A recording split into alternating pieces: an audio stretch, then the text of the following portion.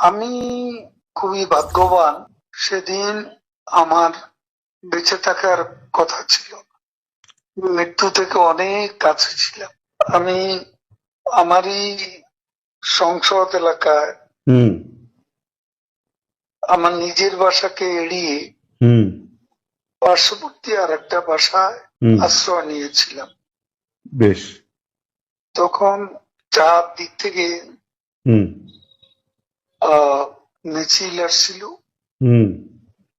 এবং এটা আসলে ছিল প্রধানমন্ত্রী গণভবন কেন্দ্রিক, এবং এটা আমরা অবাক হলাম যে সংসদ এলাকাতেও এটা ছড়িয়ে পড়ে এবং একটা লুটপাটের যে লুম্পেন স্টাইলের কতগুলো ঘটনা ঘটে এবং সেখানে বিভিন্ন ধরনের লোক আসে এবং এদের মধ্যে বেশিরভাগই মনে হয়েছে এটা কোন রাজনৈতিক অভ্যুত্থান, এটা লুটপাটের অভ্যুত্থান।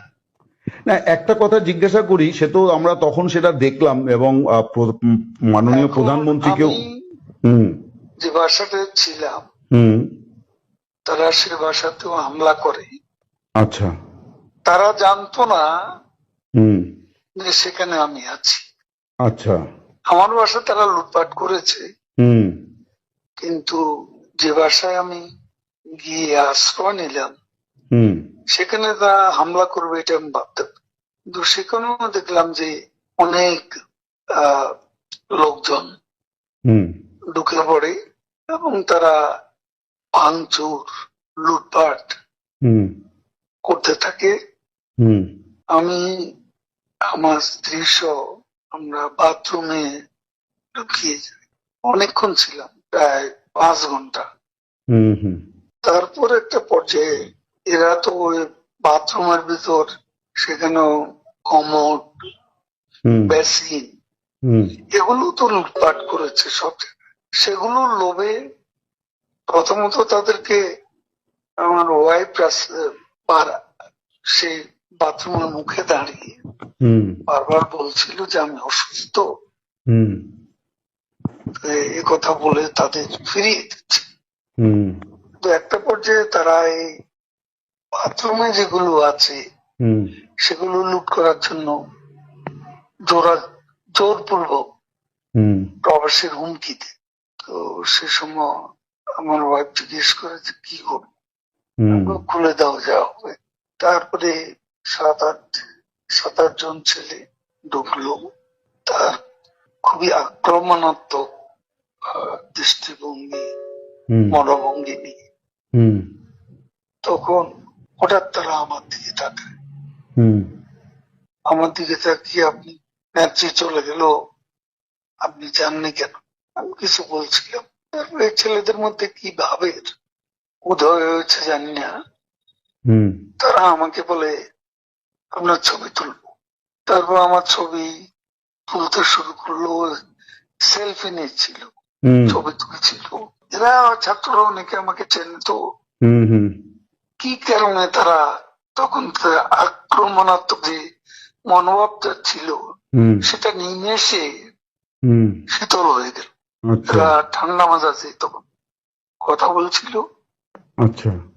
এদের মধ্যে আবার এক পর্যায়ে একটা গ্রুপ তারা চেয়েছিল আমাকে রাস্তায় সেনাবাহিনী হাতে তুলে দিতে, কেউ কেউ আবার এটাও চেয়েছিল যে জনতার হাতে তুলে দিতে।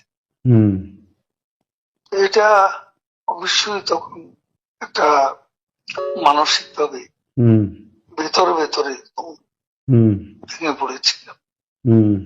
এরপর এরা এদের একটা শার্ট, এদের ওই ব্যাজ, লাল পতাকা শোভিত ব্যাজ লাগিয়ে আবার কালো একটা মুখে একটা মাস্ক দিয়ে আমাকে হাঁটতে হাঁটতে সংসদ এলাকা থেকে বড় রাস্তা গণভবন অভিমুখী রাস্তা ওখানে নিয়ে যায়। ওখানে নিয়ে হঠাৎ করে কোত্থেকে একটা ট্যাক্সি আসে, হুম একটা ইজি বাইক, হুম সেটা খালি ছিল, হুম ওখানে কোনো গাড়ি ঘোড়া কিছু ছিল না। হুম ওটা হঠাৎ করে কেন যেন এসে পড়ল। হুম হয়তো আমার ভাগ্য।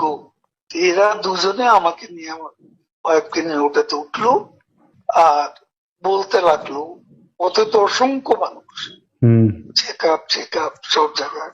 এরা বলতে লাগলো যে আমাদের চাচা চাচি অসুস্থ, হুম হাসপাতালে নিচ্ছি, হুম ডিস্টার্ব করবে না।